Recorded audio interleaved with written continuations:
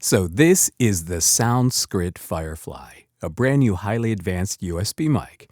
And if we're going to talk about it within the context of voiceover, well, then we're going to have to compare it head to head with one of the most iconic voiceover microphones out there, the Sennheiser MKH-416, a voiceover industry standard. So stick around. From the mind of Mark Yoshimoto Nemkov. The Firefly doesn't just have mechanical rejection. And when I say mechanical rejection, what's happening with the 416 is that, a combination of this interference tube and the very tight polar pattern, a supercardioid polar pattern here, contributes to really trying to get the most clarity of the source right in front of the mic. But the Firefly differs from every other mic because it's thinking. It's not just listening, it's thinking. A regular mic will just pick up everything that, that hits it, that isn't being rejected mechanically by the mic.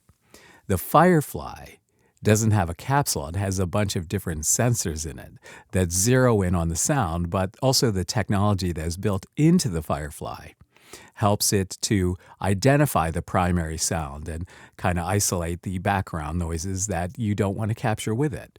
So it gives it greater rejection, greater clarity. So, it's a mic this is a mic that is not just listening to you, but it's listening for you. The 416, again, the 416 will sound good in a semi-treated space. It'll sound good in a booth. Great mic. Obviously, rugged mic. Obviously, built to hang off a boom pole.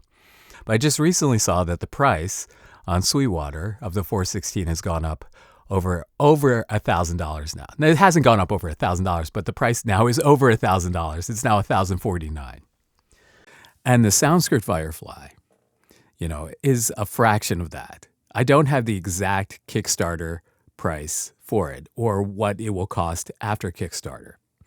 But I can tell you that everything I've been told is that this will be in a fraction of the price.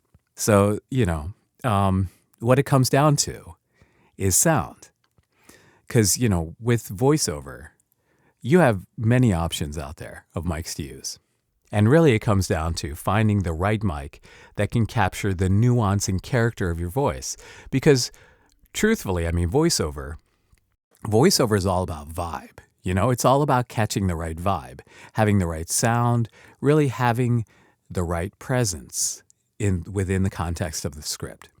And a good deal of that, a good deal of having the right vibe, a good deal of getting the gig is being able to bring forth the correct emotions. Now, it's interesting because studies have shown that a listener can pick up to 25 different emotions from just hearing, someone speak. So those emotions obviously include, happiness, sadness, lust, greed, whatever. Think about it. 25 different emotions that the human brain is able to calculate just from hearing your voice. And it does it very quickly too, like within the span of under a second. It's able to make these calculations, and based upon your life experience, you hear a voice and it initiates your limbic system to tell your brain what it is that you're feeling from the sound source. And why that's important in voiceover is because your voice is full of nuance and character. And in order for you to correctly develop those traits, right, you have to be able to hear them. You have to be able to hear them on playback of your recording so you can understand how you're doing in terms of how you communicate with the listener. And the listener has to hear that in order to feel what it is that you want them to feel.